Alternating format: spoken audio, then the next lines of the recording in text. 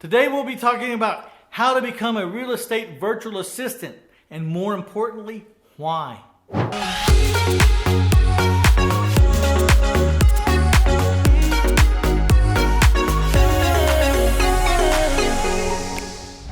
There are many ways to begin a real estate career.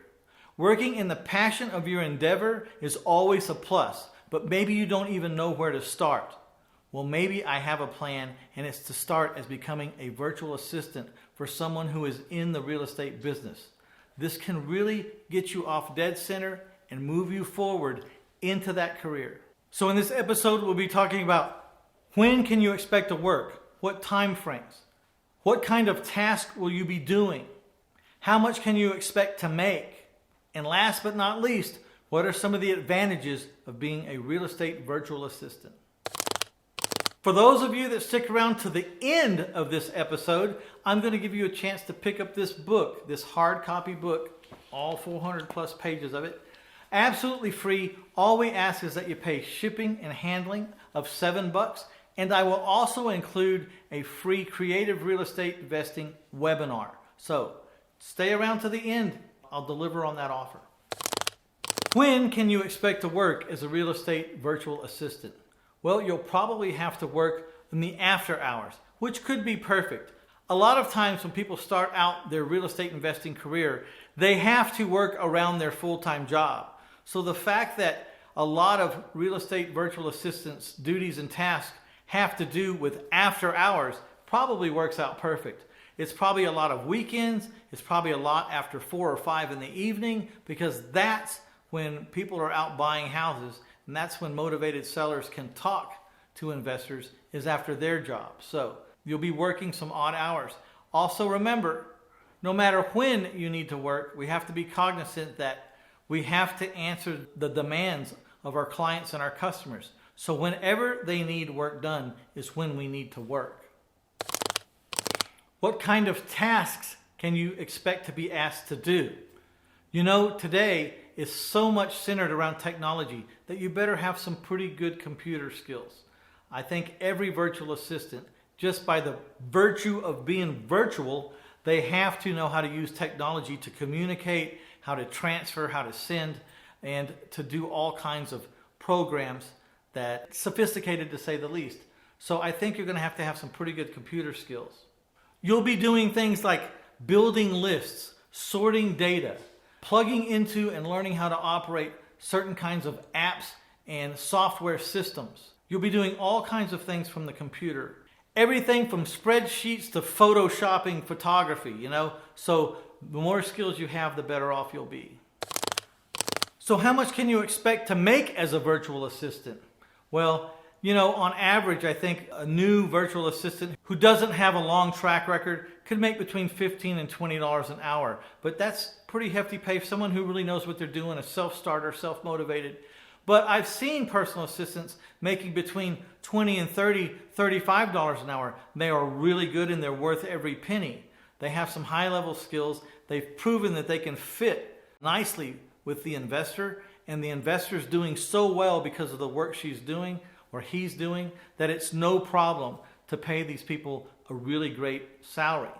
Now there is a hybrid, and this is where the virtual assistant gets so good at what they do that they can actually demand to be partners with the real estate investor. And like I said a long time ago, and in a lot of these videos and a lot of these episodes, the person who can put the deal together is in control. And sometimes virtual assistants learn how to do that very well. They learn about list building. They learn about contacting motivated sellers. They learn about the contracts and how to put it together. And before they know it, they're doing almost everything that needs to be done up front themselves. They become very, very, very valuable.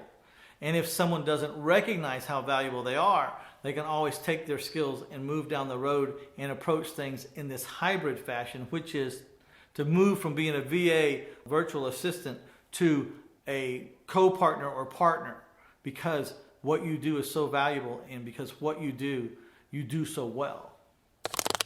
All right, before I get to the real reason you should want to be a real estate virtual assistant, I want to ask you to do me a favor, and if you've been enjoying these episodes or you've been inspired by these episodes, please hit the like button, hit the share button. Be sure to subscribe, of course, but let's let the world out there know that we exist and that this kind of free education is available to them and everybody. We'd really appreciate it. The real reason is because you can learn some of the most intricate, intimate, most important things about the real estate investing industry you'd ever want to know from that position. You'll be put in positions to where you'll either need to know already or you'll have to go learn. And at any time as a virtual assistant, you don't know how to do what the real estate investor is asking you to do, then you get out there and you learn how to do it. Because if you learn how to do what he's asking for, sooner or later, you will be able to be him or her, as the case may be. So please, when you're out there taking this little job to get through, have a bigger picture in mind. If you're a virtual assistant right now, have the bigger picture in mind. This is just a stepping stone, a building block. It's just a little place in time that you're moving through. Get good at what these investors need you to get good at. If you master these tasks, then you will be in control of your own destiny sooner or later, because those tasks are invaluable. They're worth small fortunes, to say the least, if not large fortunes. So you may think, oh, it's just a real estate virtual assistant job, no big deal. Maybe you should think again. I'd like to thank you for sticking around to the end of this segment. And because you've watched this segment to the end, I want to offer you a free chapter in this book, My Life in 1,000 Houses, Failing Forward to Financial Freedom. I'd like to offer you a chapter called The Moat Theory.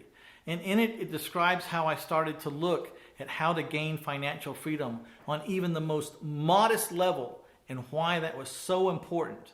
It was a life changer for me. It's called The Moat Theory. It's in this book right here. And if you'll go to 1000houses.com/free-stuff and scroll down till you see The Moat Theory, click on it and it'll be digitally downloaded to you. It's short, it's sweet, and it's very rich. Check it out.